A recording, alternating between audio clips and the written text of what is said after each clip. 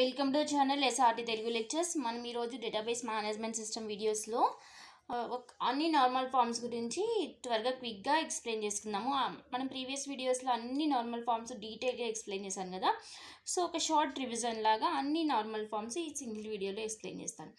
మీకు కనుక video content నచ్చినట్లయితే ప్లీజ్ ఈ ఛానల్ సబ్స్క్రైబ్ చేయడం అయితే మర్చిపోవద్దు. సో అన్ని normal forms 1NF, 2NF, 3NF, BCNF, 4NF and 5NF. First coming to the 1NF అంటే ఫస్ట్ నార్మల్ ఫామ్, దీన్ని 1NF అంటారు. దీంట్లో ఏంటి, డేటా షుడ్ బి అటామిక్. అంటే ఇప్పుడు చూడండి, ఈ టేబుల్ యొక్క ఈ సెల్లో 2 వాల్యూస్ ఉన్నాయి, ఈ సెల్లో కూడా 2 వాల్యూస్ ఉన్నాయి. అలాగా డేటా అనేది మల్టిపుల్ వాల్యూస్ ఉండకూడదు, డేటా అనేది సెల్స్లో అటామిక్గా ఉండాలి.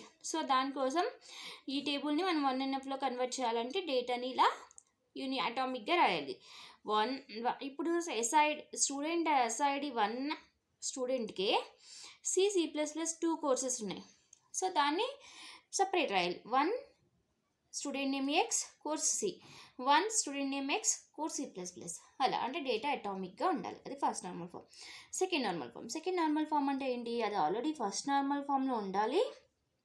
ఇంకొకటి ఏంటంటే నో పార్షియల్ డిపెండెన్సీ ఉండకూడదు. పార్షియల్ డిపెండెన్సీ అంటే ఏంటి, every non prime attribute should fully functionally dependent on prime attribute. అంటే ఏంటి, ఇప్పుడు టేబుల్లో ప్రైమ్ అట్రిబ్యూట్స్ ఉంటాయి, నాన్ ప్రైమ్ అట్రిబ్యూట్స్ ఉంటాయి. ప్రైమ్ అట్రిబ్యూట్ అంటే ఏంటి, ఏదైతే అట్రిబ్యూట్ రిమైనింగ్ అన్ని టేబుల్స్లో రిమైనింగ్ డేటా అట్రిబ్యూట్స్ అన్ని డేటా అంతా ఐడెంటిఫై చేయడానికి, యూనిక్గా ఐడెంటిఫై చేయడానికి యూజ్ అవుతుందో దాన్ని ప్రైమ్ అట్రిబ్యూట్ అంటారు. సో కొన్ని నాన్ ప్రైమ్ అట్రిబ్యూట్స్ ఈ ప్రైమ్ అట్రిబ్యూట్స్ మీద డిపెండ్ అయి ఉంటాయి, కానీ ఫుల్గా డిపెండ్ అవ్వాలి, పార్షియల్గా డిపెండ్ అవ్వకూడదు. ఓకే, ఇప్పుడు చూడండి, ఈ అబౌవ్ టేబుల్లో స్టూడెంట్ ఐడి, కోర్స్ అని ఉంది. ఇప్పుడు ఈ టేబుల్కి student ID and course ID అనేవి ప్రైమ్ అట్రిబ్యూట్స్ అనుకోండి. ఇప్పుడు ఈ కోర్స్ ఉంది కదా, ఈ కోర్సు ఈ ప్రైమ్ అట్రిబ్యూట్స్ మీద డిపెండ్ అయ్యి ఉందనుకోండి. ఈ కోర్స్కి స్టూడెంట్ ఐడికి ఏమైనా రిలేషన్ ఉందా? లేదు. కోర్స్ అనేది కోర్స్ ఐడి మీద మాత్రమే డిపెండ్ అవుతుంది, అంటే స్టూడెంట్ ఐడి మీద డిపెండ్ అవ్వదు. అంటే ఇది ఫుల్గా ఇది prime attribute, non prime attribute, ఈ రెండిట్లో ఈ నాన్ ప్రైమ్ అట్రిబ్యూట్ ఈ ప్రైమ్ అట్రిబ్యూట్ మీద ఫుల్గా ఫంక్షనల్ డిపెండెంట్ అవ్వట్లేదు, పార్షియల్ డిపెండెన్సీ ఉంది. అంటే ఇది 2NFలో లేదు. సో దీన్ని 2NFలో కన్వర్ట్ చేయాలంటే ఈ టేబుల్ని డీకంపోజ్ చేయాలి. సో ఎస్ఐడి సిఐడి ఒక టేబుల్లో అండ్ సిఐడి కోర్స్ ఇంకొక టేబుల్లో డీకంపోజ్ చేసాం. Okay, next third normal form. So third NF 3NF అంటే థర్డ్ నార్మల్ ఫామ్. ఇందులో ఏం చేయాలి, ఆల్రెడీ రిలేషన్ 2NFలో ఉండాలి అండ్ ట్రాన్స్ఫర్ డిపెండెన్సీ ఉండదు. ట్రాన్స్ఫర్ డిపెండెన్సీ అంటే ఏంటి, ఇప్పుడు ఇప్పుడు B డిపెండ్స్ అపాన్ ఏకి బీకి మధ్యలో డిపెండెన్సీ ఉందనుకోండి, అలాగే బీకి సికి మధ్యలో డిపెండెన్సీ ఉందనుకోండి, అప్పుడు ఏకి సికి మధ్యలో కూడా డిపెండెన్సీ ఉంటుంది. దాన్ని అంటే డైరెక్ట్గా డిపెండెన్సీ ఉండదు, ఇండైరెక్ట్ డిపెండెన్సీ ఉంటుంది ఏకి సికి. సో దాన్ని ట్రాన్స్ఫర్ డిపెండెన్సీ అంటారు. మన టేబుల్లో అలాంటి డిపెండెన్సీ ఉండకూడదు, 3NFలో ఉండాలి. అంటే ఇప్పుడు చూడండి, SID, S name, zip code, city అనే ఒక టేబుల్ ఉంది. ఇందులో ఎస్ నేమ్ అనేది ఎస్ఐడి మీద డిపెండ్ అయి ఉంటుంది, జిప్ కోడ్ అనేది కూడా ఎస్ఐడి మీద డిపెండ్ అయి ఉంటుంది. కానీ సిటీ దేని మీద డిపెండ్ అయి ఉంటుంది, పిన్ కోడ్ బట్టే కదా సిటీని ఐడెంటిఫై చేస్తాం. అంటే సిటీ అనేది జిప్ కోడ్ మీద ఐడెంటిఫై అయింది. ఇప్పుడు ఎస్ఐడికి జిప్ కోడ్కి డిపెండెన్సీ ఉంది, జిప్ కోడ్కి సిటీకి డిపెండెన్సీ ఉంది. అంటే ఇండైరెక్ట్గా ఎస్ఐడికి సిటీకి కూడా డిపెండెన్సీ ఉంటుంది కదా, అదే ట్రాన్స్ఫర్ డిపెండెన్సీ. సో అలాంటి డిపెండెన్సీని మనం ఐడెంటిఫై చేయాలి. దానికోసం టేబుల్ని డీకంపోజ్ చేయాలి. SID, S name, zip code ఒక table and then zip code, city అనేది ఇంకొక టేబుల్. Next BCNF. ఈ BCNF అంటే ఏంటంటే 3NFకి స్ట్రాంగ్గా వర్షన్, దీన్ని 3.NF అని కూడా అంటారు. సో ఏదైనా రిలేషన్ BCNFలో ఉండాలంటే అది ఆల్రెడీ 3NFలో ఉండాలి. అలాగే ఏదైనా ఒక functional dependency A tends to B తీసుకుంటే, సో ఏ అనేది సూపర్కి కానీ క్యాండిడేట్కి కానీ అయి ఉండాలి. అంటే కంపల్సరీగా non prime attribute prime attribute మీద మాత్రమే డిపెండ్ అయి ఉండాలి. సూపర్కి ఆర్ క్యాండిడేట్కి అంటే ఏంటి, కీ అట్రిబ్యూట్స్ కంపల్సరీగా ఏకి బీకి మధ్యలో డిపెండెన్సీ ఉందంటే B అనేది నాన్ ప్రైమ్ అట్రిబ్యూట్ అయితే ఏ అనేది కంపల్సరీగా కీ అట్రిబ్యూట్. ఆ కీ అట్రిబ్యూట్ ఈజ్ నథింగ్ అంటే సూపర్కి కానీ క్యాండిడేట్కి కానీ అయి ఉండాలి. ఇప్పుడు చూడండి, ఎస్ఐడి సబ్జెక్ట్ టీచర్ అనే ఒక టేబుల్ ఉంది. ఇందులో ఎస్ఐడి అనేది ప్రైమ్ అట్రిబ్యూట్ అనుకోండి. ఇప్పుడు ఈ టీచర్ మీద ఏ ఏ సబ్జెక్ట్ ఏ టీచరు టీచ్ చేస్తారు అనేది డిపెండెన్సీ ఉంది.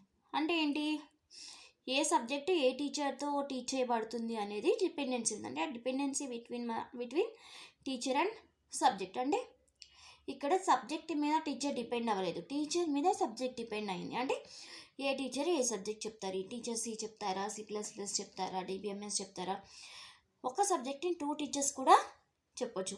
అందుకని టీచర్ మీద సబ్జెక్ట్ డిపెండ్ అయింది. అంటే ఇక్కడ ఇది ప్రైమ్ అట్రిబ్యూట్ కాదు టీచర్ అనేది. కానీ మనకి BCNF ప్రకారం కంపల్సరీగా నాన్ ప్రైమ్ అట్రిబ్యూట్ మీద డిపెండ్ అయ్యి ఉండాలి. సో ఇది ప్రైమ్ అట్రిబ్యూట్ కాదు కాబట్టి ఇది BCNFలో లేదు. దాని గురించి ఈ టేబుల్ని డివైడ్ చేయాలి. SID సబ్జెక్ట్ టీచర్ ఐడి అని ఒక కొత్త కాలం వచ్చింది. సో నెక్స్ట్ టేబుల్లో టీచర్ ఐడి సబ్జెక్ట్, ఈ టీచర్ ఐడి అనేది ఇక్కడ ప్రైమ్ అట్రిబ్యూట్ అవుతుంది. అప్పుడు సబ్జెక్ట్ టీచర్ ఐడి మీద డిపెండ్ అవుతుంది.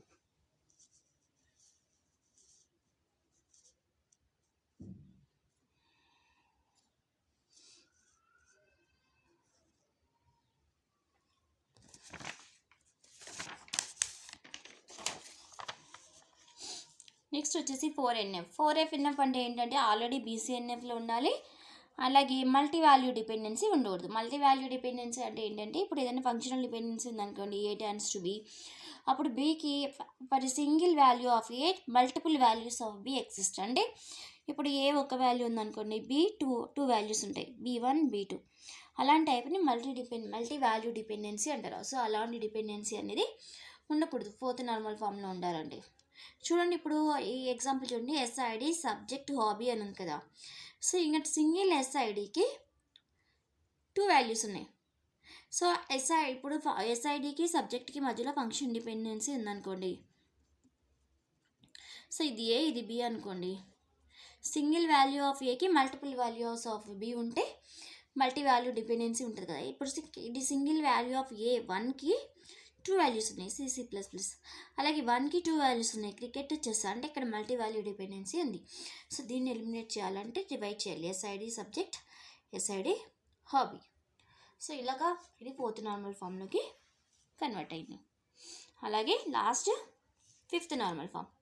5th నార్మల్ ఫామ్లో ఏంటంటే ఆల్రెడీ 4th నార్మల్ ఫామ్లో ఉండాలి, అలాగే జాయింట్ డిపెండెన్సీ అనేది ఉండకూడదు. జాయింట్ డిపెండెన్సీ అంటే ఏంటంటే ఆ టేబుల్ ఇంకా ఫర్దర్గా డికంపోజ్ చేయడానికి కుదరకూడదు. ఆ డికంపోజిషన్ ఎలా ఉండాలంటే నాన్ లాస్గా ఉండాలి. సో ఈ టేబుల్ని 5th నార్మల్ ఫామ్లో కన్వర్ట్ చేయాలి అంటే 3 స్మాలర్ టేబుల్స్గా డివైడ్ చేశారు.